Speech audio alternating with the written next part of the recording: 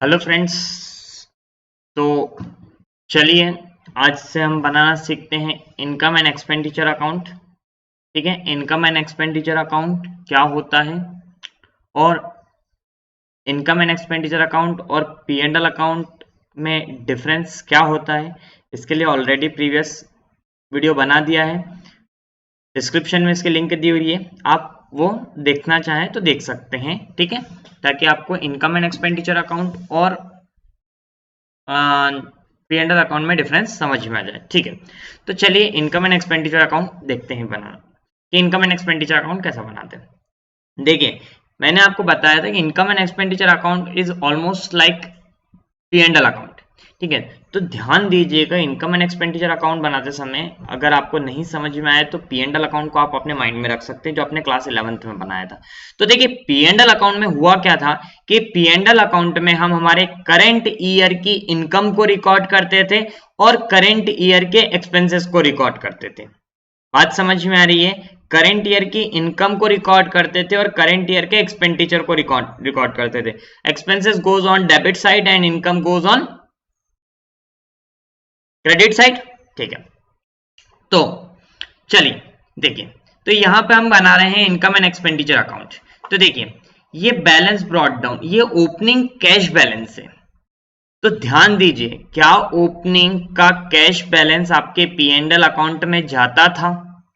नहीं सर, ये तो कैश का ओपनिंग बैलेंस है, मतलब ये ओपनिंग बैलेंस शीट का पार्ट है।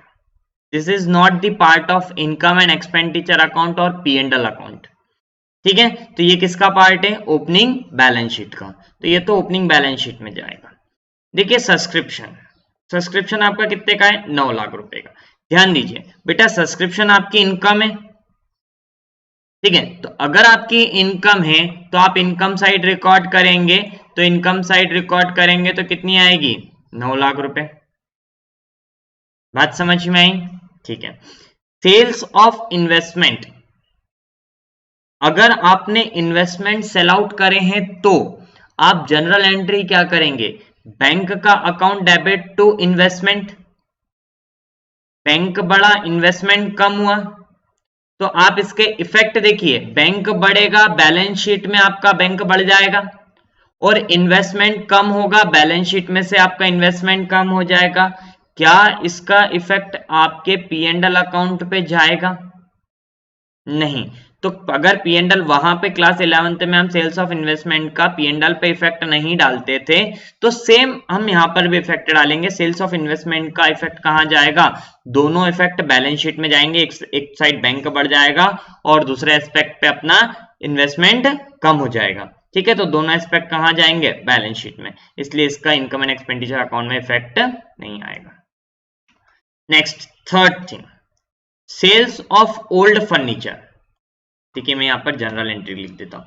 सेल्स ऑफ ओल्ड फर्नीचर जिसकी बुक वैल्यू थी 40,000 और आपके 30,000 रुपए में बिके हैं, रिसिप्ट आपको 30,000 है, तो इन जनरल एंट्री क्या होगी? बैंक का अकाउंट डेबिट कितने रुपए से? 30,000 से।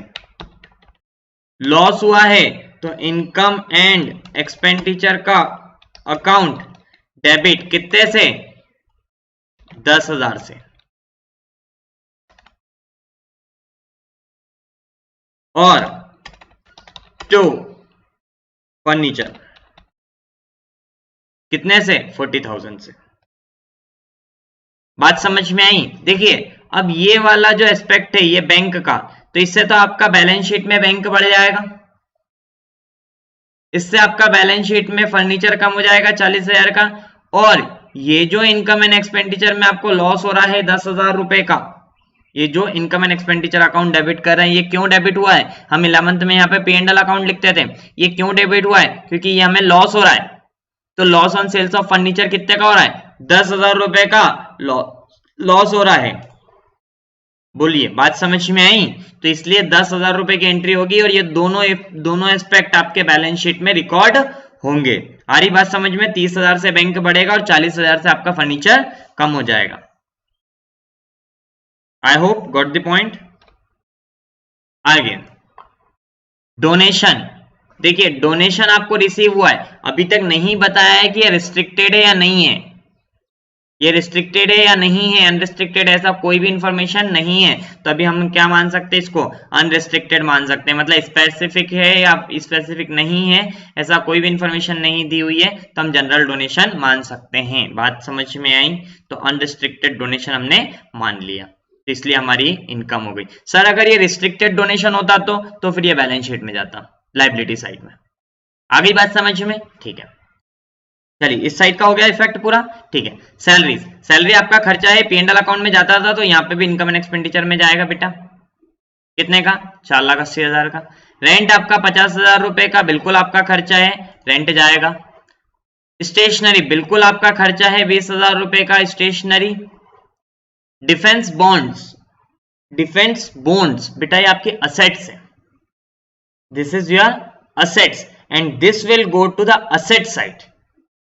ठीक है, जैसे एक प्रकार से अपन ने बात करे थे, अपन ने क्लास 11th में समझा था बॉन्ड्स का मतलब क्या होता है।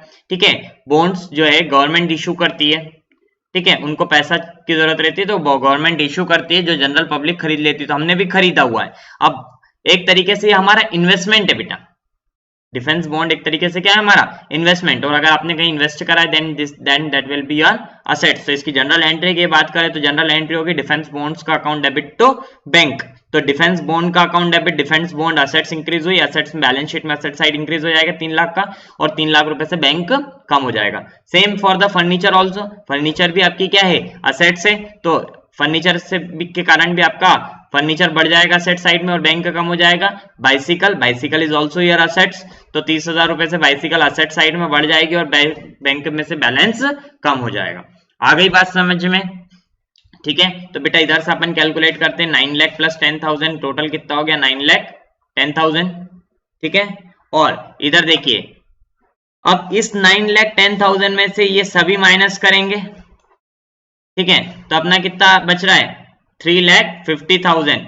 तो मतलब देखिए ये जो आपका 9,10,000 है, इसमें से ये वाले अगर अमाउंट को आप माइनस करते हैं, ठीक है, ये वाले अमाउंट को माइनस करते हैं, मतलब 9,10,000 तो आपकी इनकम हो गई।